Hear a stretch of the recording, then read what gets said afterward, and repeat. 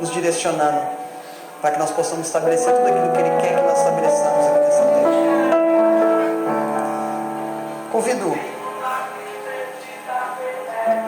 Todo dia na hora do culto ele passa, né?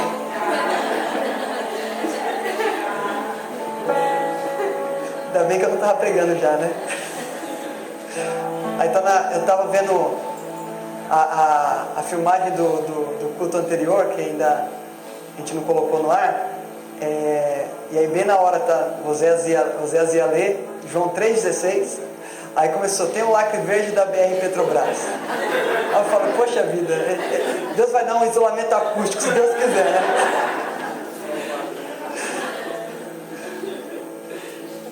Essa liberdade é gostosa, né, gente? Muito bom.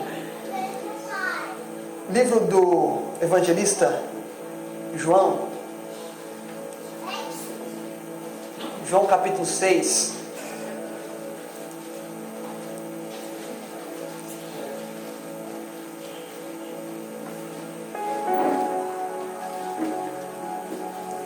João 6, vamos ler alguns versículos.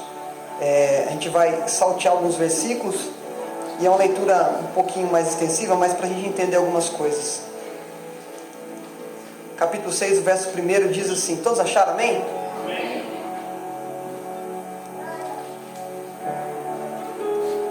Capítulo 6, o verso 1, nós vamos ler o primeiro, depois o segundo.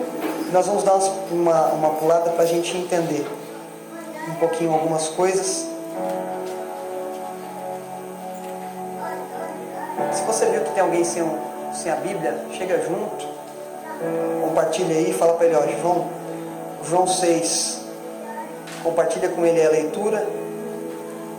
João 6 primeiro diz: depois disso, partiu Jesus para o outro lado do mar da Galileia, que é o Tiberíades, e grande multidão o seguia, porque via os sinais que operava sobre os enfermos. Versículo 5. Então Jesus, levantando os olhos, vendo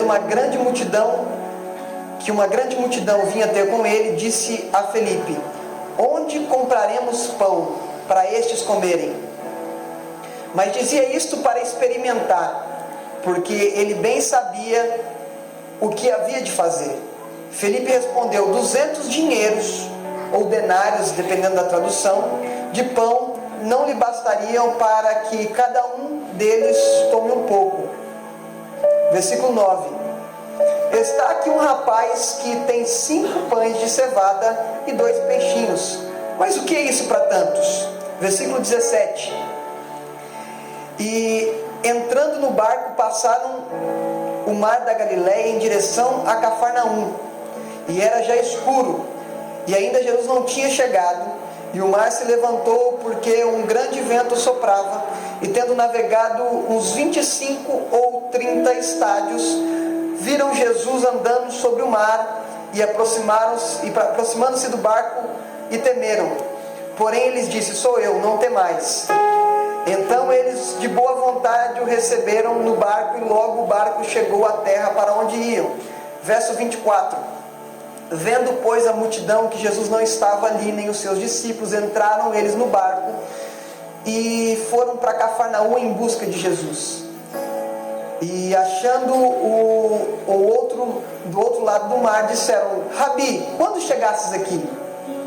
Jesus respondeu e disse: na verdade vos digo, que me buscais, não pelos sinais que viste, mas porque comeste o pão e vos saciaste.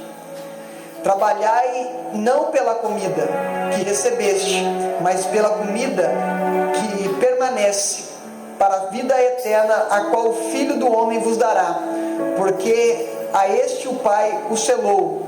Disseram-lhe, pois, que faremos para executar as obras de Deus? Jesus respondeu e disse: a obra de Deus é esta, que creais naquele que enviou. Disseram-lhe, pois, que sinais, pois, fazes tu, para que o vejamos e creiamos em ti, que operas tu? Nossos pais comeram um maná do deserto, como está escrito, deu-lhes a comer o pão do céu. Versículo 35. E disse-lhe Jesus, eu sou o pão da vida. Aquele que vem a mim não terá fome, e quem crê em mim nunca terá sede. Verso 48. Eu sou o pão da vida. Vossos pais comeram o maná do deserto e morreram. Este é o pão que desce do céu, para que quem dele come não morra. Verso 60. Muitos, pois, dos discípulos, ouvindo isso, disseram, duro é esse discurso, quem pode ouvir? Sabendo, pois, Jesus em si mesmo, que os seus discípulos murmuravam a respeito disso, e disse, isto vos escandaliza? Verso 64. Mas há algum de vós que não creem, porque bem Jesus sabia desde o princípio quem eram os que criam e quem eram os que haviam de o entregar. Verso 66. Desde então muitos dos discípulos tornaram para trás e já não andavam com ele. Então Jesus disse aos 12, quereis vós também retirai-vos? Respondeu-lhe, pois, Simão Pedro, Senhor, para onde iremos nós? Tu tens as palavras de vida eterna, e nós temos crido e conhecido que Tu és o Cristo, Filho de Deus. Quantos podem dizer amém por essa palavra? Amém. Fiz questão da gente ler bastante versículos aí, porque a gente vai falar um pouquinho de cada coisa aí, para que haja entendimento, para que haja uma dimensão de conexão, para depois não ficar sem sentido. Nós vamos ver que Jesus está entrando do outro lado do mar da Galileia, e de repente, como era já de costume, uma grande multidão estava acompanhando, porque aonde Jesus estava, tinha uma grande multidão acompanhando.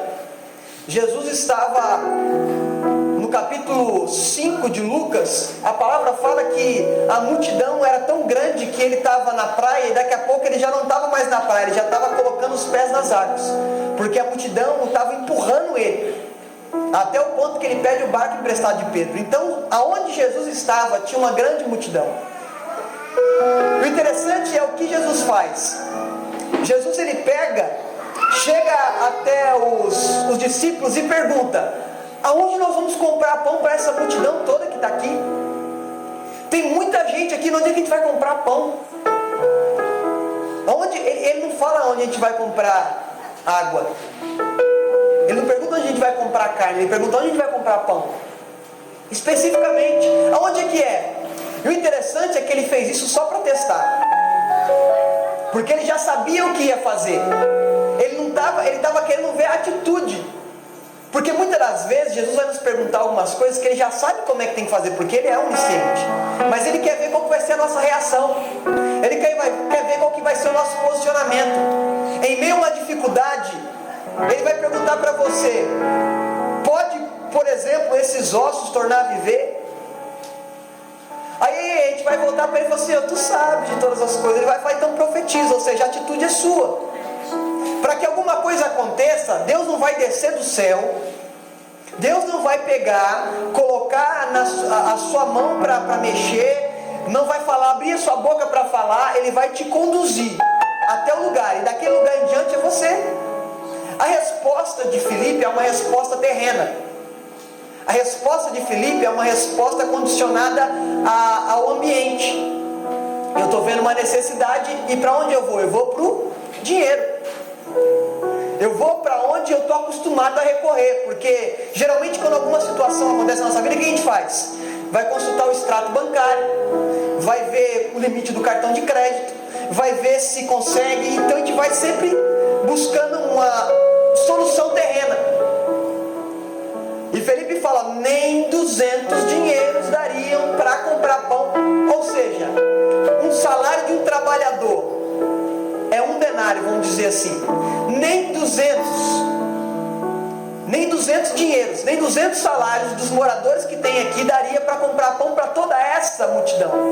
E não era pão para se fartar, era pão para comer um pedaço. Ele faz questão de dizer, para um pedaço de pão. Ou seja, só para forrar o estômago. Aí Jesus fica quietinho. Porque o interessante é que tem gente que está sempre presa às coisas naturais e materiais. Deu um problema? Está aqui, é o dinheiro. Está aqui, ó, eu sei como fazer. A estratégia é essa: 12 dias de clamor para 12 meses de bênção. Você vai ser abençoado. Essa é a estratégia. Porque está cheio de estratégia para alcançar aquilo que Deus já deu por herança. Não adianta a gente ficar fazendo coisa que a gente já recebeu. É redundante, já é seu. Nós falamos domingo passado que nós somos filhos por adoção. E nós somos herdeiros de Deus e cordeiros com Cristo. Ou seja, nós já herdamos tudo que é para nós possuirmos.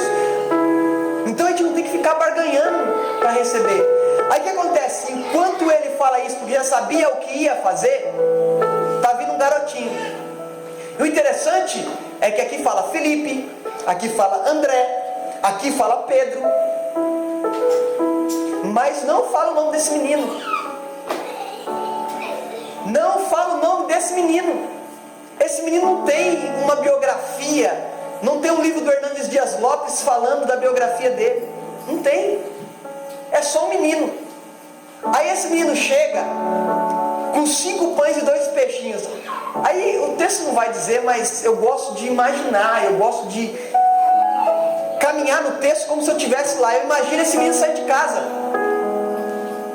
Esse menino está saindo de casa. Se é um menino, para sair de casa ele tem que ter a legalidade dos pais para sair de casa, senão ele não sai. Então imagine ele pegando lá na despensa 5 pães, pegando lá na pia da cozinha lá, que o pai poderia ter pescado, pegou 5 pães e 2 peixinhos. Aí ele pega e está saindo de casa. E geralmente as mães, elas fazem: onde você vai?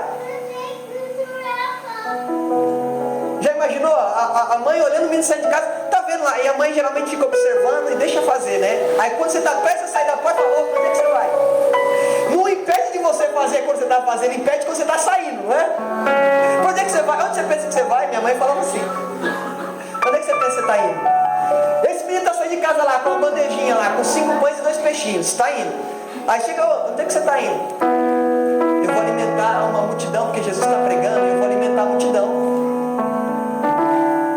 Para de ser bobo, menino.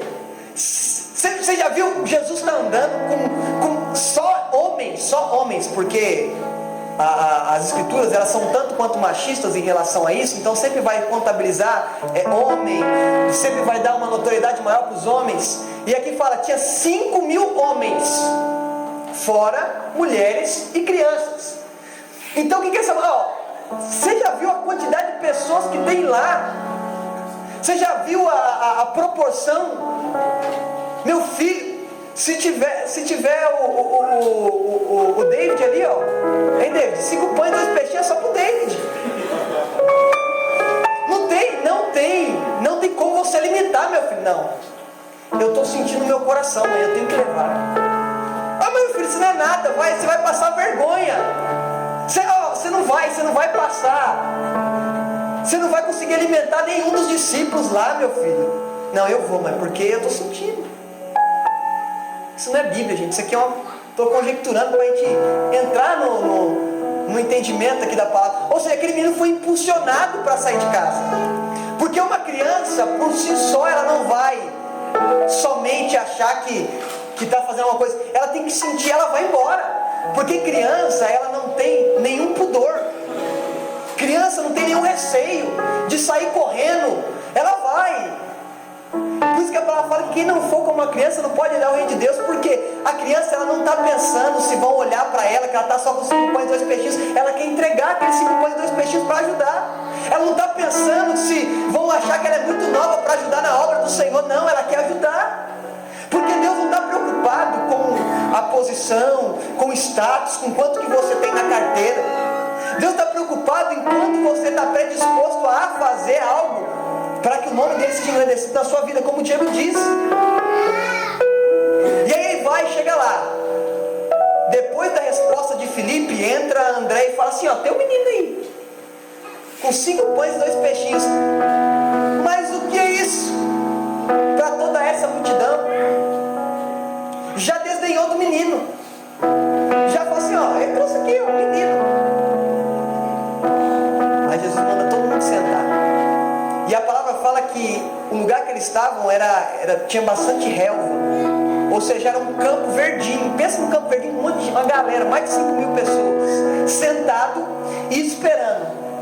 Da mão de um menino, vem 5 pães e 2 peixinhos, ele entregando para o Senhor. Aí Jesus pega o pão e a palavra fala, e tendo dado graças, o partiu. Igual na ceia. Partiu. Depois de partir, serviu a todos. E ainda sobraram 12 cestos. Mas por que 12 cestos? Não foi 10, não foi 5. Porque aquele menino estava ensinando quem estava andando com Jesus que, olha, eu tenho só 5 pães e 2 peixinhos. Tem 12 cestos, ou seja, cada discípulo aprenda, pega um cesto de você e faça como esse menino fez. Leva o pão para quem precisa. Faz como esse menino fez, que ele não importou se ele só tinha 5 pães. Ele pegou os 5 pães e trouxe. Sobrou. Para ensinar que a atitude é mais importante do que o seu conhecimento. Porque muitas vezes nós estamos presos ao conhecimento. Eu sou pós-graduado, eu fiz MBA. Isso não é nada. Porque só existe medicina porque Deus curou. Porque Ele mostrou que era possível ter cura. Então, se tem medicina é porque Deus curou. Então, tudo que acontece foi porque Deus permitiu. E nós não somos nada. Porque a capacidade de Felipe era dizer, olha, eu já fiz a contabilidade aqui, já fiz o balancete aqui, ó. Fechamos no vermelho, não vai dar para comprar pão essa multidão não. Aí chega André e fala, olha, eu tenho aqui expertise, eu já trabalhei nos maiores bufês da Galileia e esses pães aqui não vai dar. O que é isso para essa multidão? Aí Jesus pega esse menininho que não falou nada. Ele não chega mostrando a credencial para Jesus e fala assim, olha, eu sou apóstolo, olha, eu sou... Não, ele chega com a entrega que ele tinha, com a oferta que ele tinha nas mãos e fala, Senhor, está aqui. Ele não fica esperando o reconhecimento, porque depois não fala do menino mais. Ele não fica esperando aplauso. Olha, esse menino aqui, ó, Jesus não fez depois da palavra, chegou aí e falou assim, gente, vamos louvar Deus pela vida do menino. Não. Ele não se importou, ele se importou em fazer algo para o Senhor. O que nós temos que ter a ciência é que não somos nada. E o que nós temos na mão é para dividir, como foi falado aqui. Nem combinamos nada. Eu nem falei para ele que ele ia ter oportunidade. Porque o que Deus colocou na nossa mão é para a gente entregar para o próximo. O recurso que Deus colocou nas nossas mãos é para nós ajudarmos. Ama o Senhor acima de todas as coisas, eu posso como a ti mesmo. É eu repartir aquilo que Deus me deu. Se Deus me deu pouco, eu reparto esse pouco, um pouquinho com pouquinho. O pouquinho dele alimentou mais de 5.000 homens. Porque o seu pouco nas mãos de Deus alimenta uma grande multidão. Aquilo que Deus colocou dentro de você, podem julgar e falar assim, mas você nunca ministrou, você nunca falou. Mas aquilo que Deus colocou dentro vai ser alimento para uma grande multidão. Porque Deus não está condicionado a quantas vezes você falou, deixou de falar. Ele está condicionado a ver o que tem dentro de você, a predisposição de fazer o querer e a vontade dele, e manifestar o reino dele, estabelecer o reino dele, e dizer assim, Senhor, embora eu tenha um pouco, esse pouco está à sua disposição, para o Senhor fazer o que o Senhor quiser. Porque o menino não chegou com o pão e falou assim, Senhor, o Senhor coloca todo mundo sentado, o Senhor reparte o pão. Não, ele falou assim, está aqui, o Senhor faz o que o Senhor quiser. Porque aquilo que Deus deu para nós é para nós entregarmos de volta para Ele e falar assim, Senhor, faça do seu jeito. Porque se eu fizer do meu jeito eu vou falhar, porque eu vou achar que eu sei, eu vou achar que eu tenho, e eu não sei, eu não tenho, eu não possuo. Nada que nós possuímos ou temos é nosso. Foi porque Deus nos deu, e deu para um propósito, e o propósito dele tem que ser estabelecido. E eu tenho que ter entendimento que se eu não chegar nele e devolver para que ele me ensine como usar, eu não vou usufruir do jeito certo. Então o que Deus te deu na mão, chega dele e fala com humildade, Senhor, me ensina a repartir, me ensina a doar, me ensina a dar, me ensina a ser generoso. E daqui a pouco você vai ver. Agora imagine a felicidade daquele menino, olhando aqueles 5 pães e 2 peixinhos, e todo mundo comendo, porque não teve uma pesca maravilhosa, de 153 grandes peixes, igual narra na segunda pesca, quando Jesus já está ressurreto. O que acontece aqui é do mesmo alimento que o menino tinha, Deus repartiu. Porque Deus quer usar o que você tem. Deus quer usar o que eu tenho. Não importa se pela ótica de quem está do lado, pela ótica de quem está na sua casa, pela ótica de quem está te vendo de fora, que é pouco. Eu aprendi que o resto de Deus é o suficiente para eu viver a vida inteira. Porque aquela mulher que tinha o marido morto e que tinha 2 filhos e tinha um credor que veio, aí o profeta fala assim: olha, deita o azeite sobre todas as vasilhas, vende, paga a dívida e vivei do resto. O resto de Deus é suficiente para mim, porque o resto de Deus não é o que sobra, é a abundância que eu preciso para viver. Então nada que você tem na mão é pouco, porque o que você tem na mão é o suficiente para fazer o que Ele quer que você faça. Então não pare porque você acha que é pouco. O pouco que você tem é muito nas mãos dele, porque só tem sentido o que você tem na mão quando Ele está regando, quando Ele está direcionando, quando Ele está administrando. Não é pouco que você tem. Ah, mas eu não sei direito a separação, Pentateuco, livros históricos, livros poéticos, profetas maiores, profetas menores, evangelhos, livros históricos do Novo Testamento, cartas paulinas, epístolas gerais, revelação. Não interessa se você sabe disso ou se você não sabe disso, interessa se você conhece quem escreveu isso. Porque tem muitos que sabem tudo de Gênesis, Apocalipse, mas não vivem nada. O que adianta? A letra sozinha ela mata, mas o entendimento vem pelo Espírito. E você lê um texto pequeno desse, você começa a entender que aquilo que é pequeno para o homem começa a ser grande em Deus. Porque tinha um rapazinho chamado Davi, e tinha um gigante de 2,90 metros a 3,20 metros, depende da medida, a unidade de medida que você faz. O pequeno estava com uma pedra lisa. A palavra fala, ele pega 5 pedras lisas, coloca uma, arremessa essa uma, e ele não fala: eu estou jogando, eu sou o filho de Jessé, eu sou o Davi que rasgou o urso, rasgou o leão. Não, ele fala: eu vou contra ti em nome do Senhor dos Exércitos. Eu não vou na minha força. E uma pedra lisa que não tem ponta, ela crava na fronte. Como é que uma pedra lisa crava? Ela não tem ponta, como é que ela crava? Porque o entendimento do lógico é para o homem. A sabedoria do homem é loucura para Deus, e a sabedoria de Deus é loucura para o homem. Ou seja, quando o homem acha, olha, 1 mais 1 são 2, entra 3 numa fornalha, e quando olha tem 4.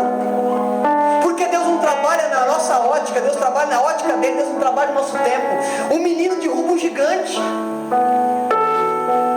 um menino alimenta a multidão, porque sempre que vai remeter a menina é pequeno, é novo. E aí Jesus vem e quebra tudo isso e fala: quem não for como criança não herda o reino de Deus. Nós temos que nos entregar como crianças. Nós temos que viver como crianças, porque a criança, ela acredita em tudo que o pai diz. Se o pai falar que ela pular de lá do Empire State, nos braços dele, ele vai pegar embaixo, ela vai pular e vai confiar. Porque a criança confia em tudo que o pai diz. Por que Deus fala para nós sermos como criança? Porque quando ele fala alguma coisa para nós, não é para nós sermos céticos como adultos e achar: não, Senhor, desse jeito não dá para fazer. O que é isso para essa multidão? Não, mas 200 denários não vão dar para alimentar essa multidão. Adulto. Aí a criança vem e ensina que quando ela coloca nos braços do pai, quando ela entrega nos braços do pai, não tem nada que é impossível. Porventura poderia ser alguma coisa impossível para Deus? Não, nada é impossível. Então nós temos que ser como criança, de nos entregar, de pular do Empire State no colo do pai, saber que o pai vai estar lá embaixo para pegar, não desafiando o pai, mas confiando no pai. Deus, ele é o pai que está esperando que você se entregue para ele sem reservas, que você se doe para ele sem esperar nada em troca, porque a criança não faz algo para o pai para esperar retribuição. A criança faz um rabisco lá, chega o Nicolas Pacarini com rabisco: mamãe, é você. Feio o desenho. Para ótica humana. Mas para a mãe é lindo, porque a criança dedicou um tempo para desenhar ela. E na característica do que ela podia fazer, ela exemplificou quem era a mãe, quem era o pai.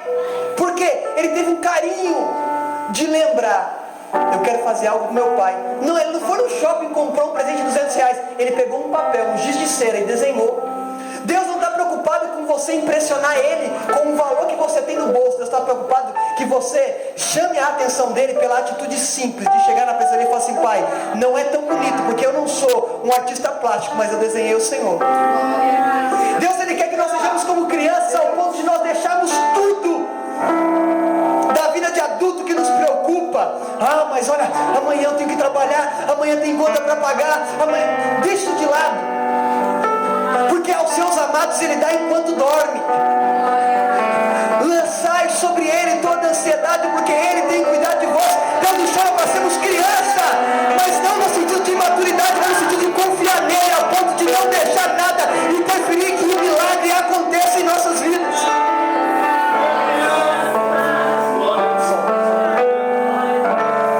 Quero ser como criança,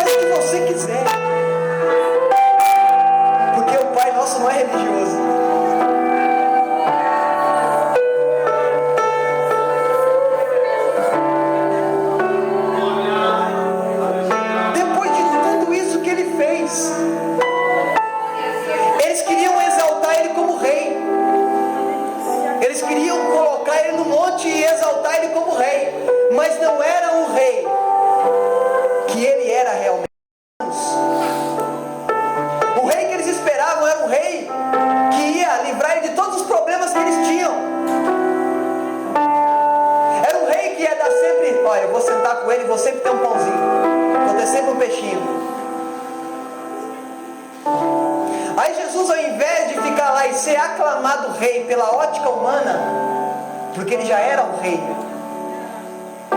mas ele não queria ser conclamado rei de acordo com o que os homens queriam apresentar a ele.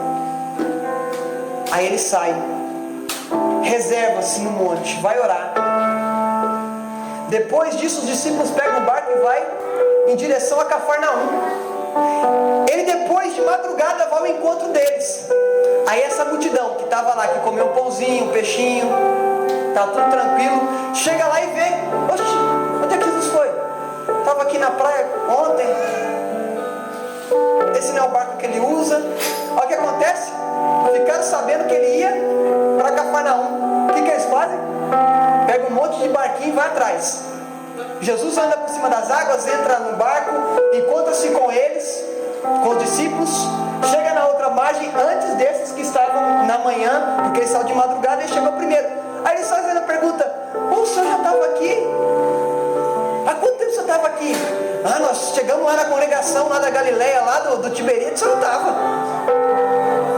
Não estava doido para comer um pouco um peixe, você não estava. Aí Jesus já dá no meio deles. Você estava procurando Bolsa Família? Não! Você não tem que ficar procurando coisa para me servir. Você tem que me servir pelo que eu sou. Vocês estavam procurando o pão e o peixe, mas eu sou o pão da vida. Aquilo ali foi porque você estava precisando, e aquilo foi a minha misericórdia, não foi a minha bênção. Porque eu não podia abençoar vocês do jeito que vocês estavam, porque eles não tinham maturidade nem para ser abençoado, para entender a diferença que bênção é misericórdia. Vocês têm que entender que eu não trabalho do jeito que vocês trabalham. Vocês trabalham em busca de um pão. Sabe qual que é o trabalho? É fazer a vontade do meu Pai. Porque quando eu faço a vontade do meu Pai me sustenta em tudo que eu preciso. A palavra não é viva da fé dos outros, é viva da sua medida de fé. A medida de fé que você tem vai ser proporcional ao que vai acontecer. Aí Deus repreende aquele povo e fala assim: olha, vocês estão me procurando pelo motivo errado. Vocês acham que vocês são alguma coisa porque participaram de um milagre. Não criei nada para mim. Tudo que está aqui foi eu que criei. Porque no princípio criou Deus os céus e a terra, e disse: haja luz. E aí João vai dizer no capítulo 1, verso 1, que é o primeiro versículo da Bíblia, fala assim: no princípio era o verbo, e o verbo era Deus. Ou seja, quando disse haja, quem que fez? Quem que era o verbo? Cristo. Quem que era o verbo? O Filho. Então quando ele fala haja luz, o Filho fez com que houvesse luz. Ou seja, tudo que foi criado foi pela verbalização de Deus. Só o homem que foi feito pelas mãos dos três. Mas tudo que existe foi feito pela verbalização, pelo verbo. Então aquele milagre não era nada para Cristo. Aí ele fala assim: vocês estão me procurando pelo motivo errado, vocês estão procurando para encher a barriga. Não, vocês não entenderam que o momento de comer é momento de comunhão. A mesa sempre vai representar, é claro que ele não tinha uma mesa, que não tinha como fazer uma mesa para 5.000 pessoas, mais 30.000, vamos dizer assim, 20, 30.000 pessoas, não tinha como, mas o momento de comer, que o que nós fazemos aqui é para comunhão, é para eu entender melhor a Carol, é para eu entender melhor a pastora Simone, é para entender um pouquinho melhor o meu amigo, não eu. Eles estavam procurando pão para ficar com a barriga cheia. Deus falou assim: eu não te chamei para ficar de barriga cheia, eu te chamei para ser cheio de mim, eu te chamei para ser cheio do meu espírito, eu te chamei para viver uma vida plena, não uma vida por milagres, porque os sinais seguirão os que crerão, os que creem seguirão os sinais.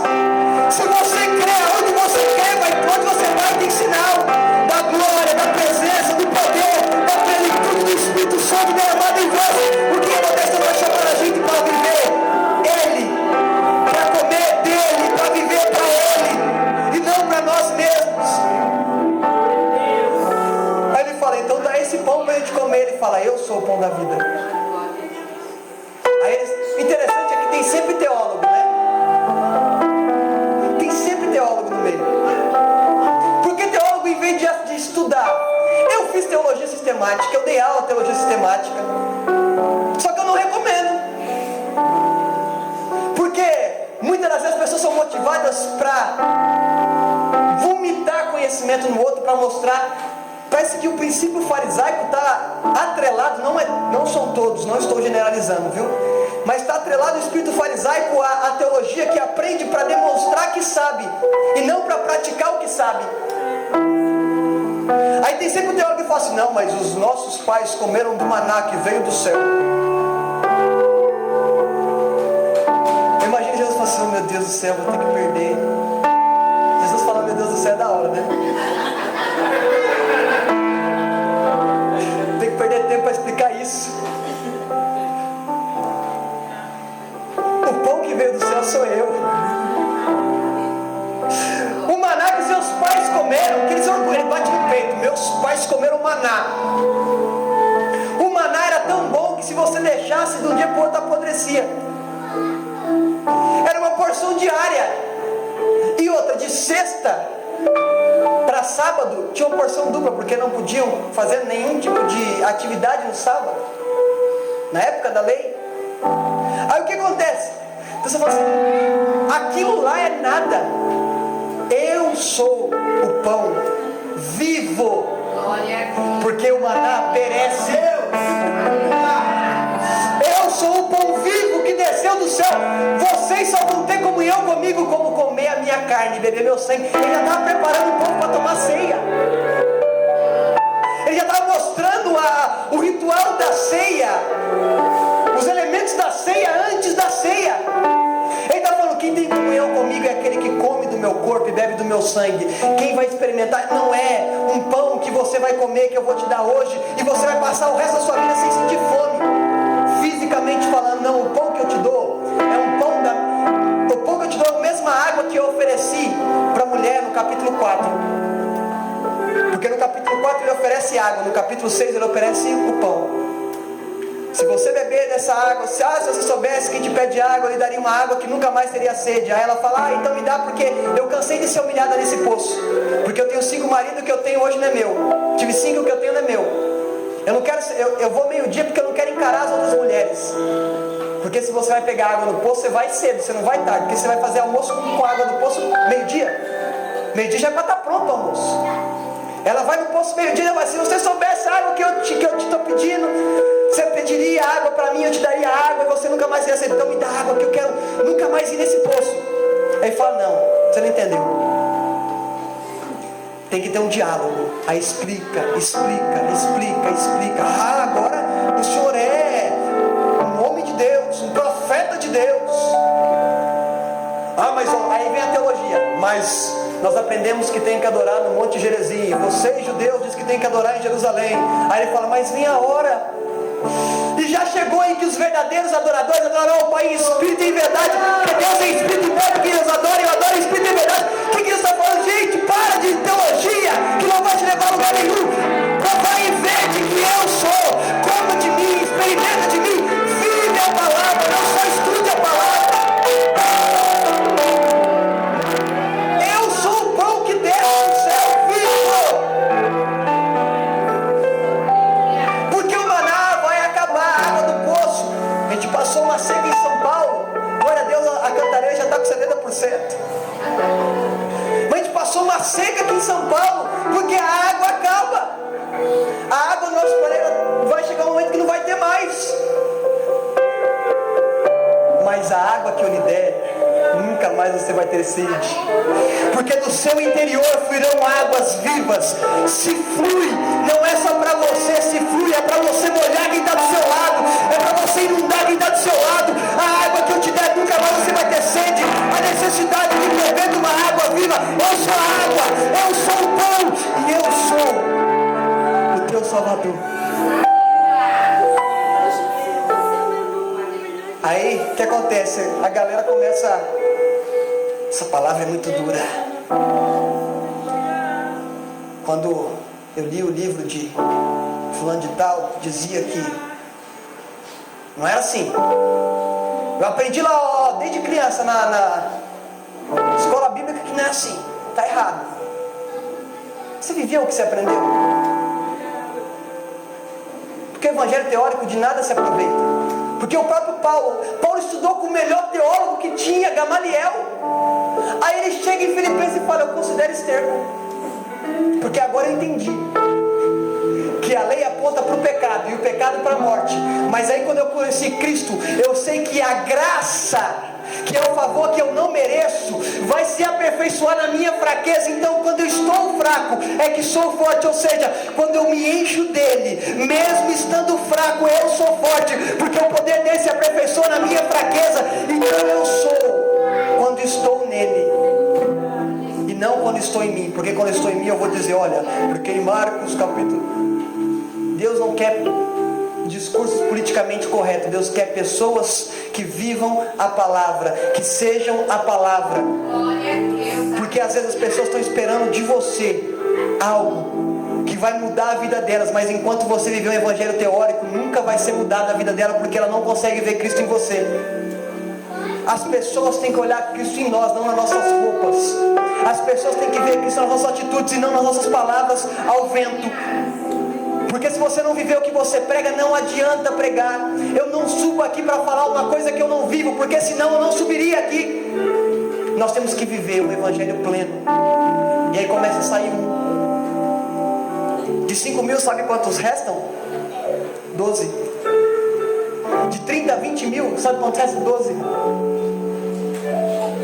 E desses 12 que restam, ainda um ele fala no capítulo 70, no versículo 70 do capítulo 6, ele fala, não vos escolhi a vós 12, e um de vós é um diabo. E ainda dos 12 vai sobrar só 11. Aí ele fala, vocês não querem ir com eles? Vai com eles, vai embora. Aí Pedro fala, Pedro era empolgado, falava demais, mas tinha umas coisas que Pedro falava que era sensacional. Ele fala, para onde nós vamos? Ele não fala, só tu tens o pão com peixe quentinho, só tu tens a marmita, não, só tu tens as palavras de vida eterna. E nós reconhecemos, ele fala, nós temos crido e conhecido que tu és o Cristo, Filho de Deus. Cristo não é sobrenome. O meu é Daniel Cavalcante, não é Jesus Cristo, é Jesus o Cristo, Jesus o ungido de Deus. Ou seja, nós reconhecemos que tu és ungido e filho de Deus, então nós não vamos para nenhum lugar que o Senhor não esteja. Ou seja, é tempo de nós entendermos que não adianta ir para igrejas para buscar um Deus que não está lá, porque Ele já está dentro. Nós temos que ir na igreja para adorar aquele que nós reconhecemos dentro de nós. Porque a igreja não é denominação, a igreja sou eu, a igreja é você. Você vai numa denominação que se enquadra mais ou menos naquilo que você acredita, e lá você vai entregar, não é o dízimo somente, é a adoração, é a vida. Conhecereis a verdade e a verdade vos libertará. Não é conhecereis o mer e o mer vos libertará, não. Conhecereis a Cristo. Se o ministério não aponta para Cristo e aponta para homens, foge dele. Você não tem que procurar uma igreja perto da sua casa, você tem que procurar uma igreja perto da Bíblia. Uma igreja não, uma denominação próxima da Bíblia. Porque tem muitas denominações perto da minha casa, mas muitas não são de acordo com a Bíblia. E eu não vou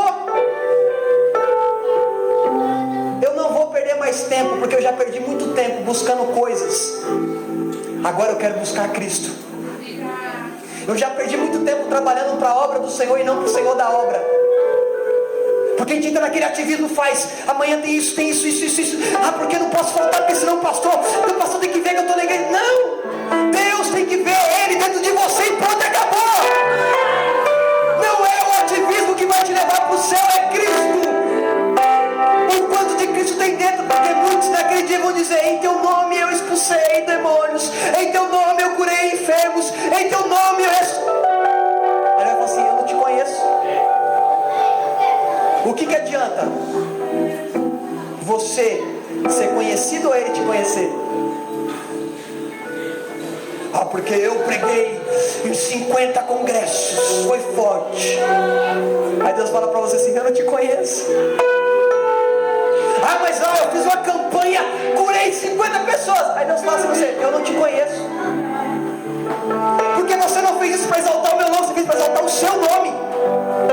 Enquanto nós temos coisas para glorificar o nome do homem, Deus não é glorificado. Mas quando nós falamos assim, que seja feita a tua vontade e não a minha, que eu diminua e que o Senhor cresça. Aí sim o Evangelho está sendo plano, aí sim nós estamos vivendo a novidade divina, aí sim nós estamos vivendo a verdade praticada nesse livro. Não adianta, nós seguimos Jesus pelo que Ele faz, nós temos que seguir Jesus pelo que Ele é, porque se Ele fizer ou se Ele não fizer, Ele é Deus. Deus não existe, Ele é, porque para existir Ele precisava ser criado. Deus é, Ele não existe, Ele é. De eternidade a eternidade não tem como condicionar Deus do tempo do homem. O tempo dele é kairos, o nosso é cronos, o nosso é cronológico. Chegou dezembro, eu tenho que fazer planos para 2017, porque eu não consegui minha vitória em 2016, agora eu vou conseguir minha vitória em 2017. Deus não está preso nisso. Se Deus quiser fazer no começo do ano, Ele faz. Se Ele quiser fazer no meio do ano, Ele faz. Se Ele quiser fazer no final do ano, Ele faz. Porque Ele não está preso à cronologia do homem. Ele está preso à vontade dEle. Porque Ele fala, eu, Senhor, não mudo. O homem pode falar e prometer coisas que não cumprem, mas eu não sou homem para mentir, nem filho do homem para se arrepender. Eu sou o Senhor.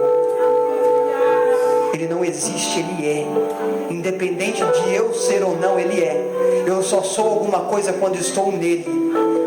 Por isso que a palavra fala, aquele que habita no esconderijo do Altíssimo, a sombra do Onipotente descansa. Eu escolho um lugar para habitar, não é na casa, na rua Carinhanha número 85. O lugar que eu escolho habitar é em Deus. E quando eu habito em Deus, eu descanso nele, porque a sombra do Onipotente eu posso descansar. Eu escolhi morar em Deus e Ele escolheu morar em mim. E quando eu faço isso, Ele fala, eis que estou à porta e bato. Se alguém abrir, eu entrarei e cearei com Ele e Ele comigo. Porque Deus, Ele veio para relacionar conosco. E Deus não veio para trocar coisas. Deus não é português. Deus não é português. O português veio aqui, deu um espelhinho para o índio deu outra coisa para o português. Deus não é português. E não é brasileiro. Não nasceu no Belém do Pará. Ele nasceu em Belém da Judéia. Ele é Deus. E Deus não é um Deus que nos olha segundo aquilo que nós olhamos, porque você vai ver um ser humano cheio de fragilidade, cheio de defeito. Ele vai ver o sangue do Filho dele derramado sobre a sua vida, te capacitando, te disponibilizando para fazer todo o querer e a vontade dele. Ele fala assim, olha, eu estou te tirando de um mundo de impossibilidades para um mundo de possibilidades, porque o que você não pode, eu posso. O que você não tem, eu tenho. O que você não consegue, eu consigo. Porque quando você não pode, eu aperfeiçoo você na sua fraqueza e te faço ter visões que nem o homem pode ter. Porque Paulo volta das revelações e fala, não é inefável eu dizer. Eu não posso falar o que eu vi. E logo na sequência ele está pedindo para tirar o espinho da carne. É um Deus que trabalha não porque nós merecemos, porque a graça é o favor que eu não mereço. É um Deus que trabalha por amor, porque Deus amou o mundo de tal maneira que deu o seu Filho unigênito, o único Filho, para que eu estivesse aqui hoje e tivesse vida e vida com abundância. Amém? Fique de pé.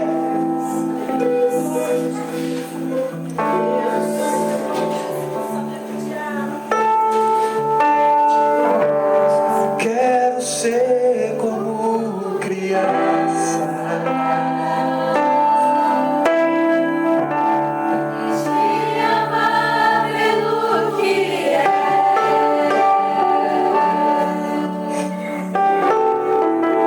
voltar à inocência.